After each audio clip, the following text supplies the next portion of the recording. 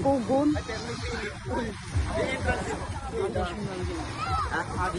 Iba pa yung entrance na 250 dyan. Iba entrance to, iba ito.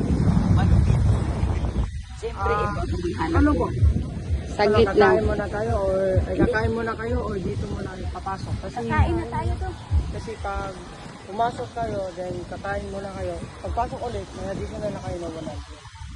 Ano ba isa? Ano gagawin natin? Ano gagawin? Kain muna kami. O, papasok. Ulit nga ulit, hindi ko naintindihan. Sabi mo, papasok ngayon.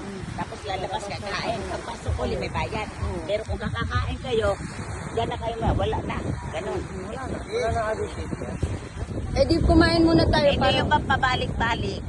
Ano, may bayad, pagka pabalik-balik. Kaya isang interest mo lang, isang bayad lang, di ba? Kasi kung, o di kain muna kami. kasi sinasabi niya, pagpasok mo doon, di ba, kunyari, hindi pa tayo kumakain, pagpasok natin doon, ipupunta tayo doon.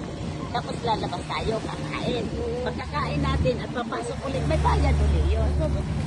Oh, mabuti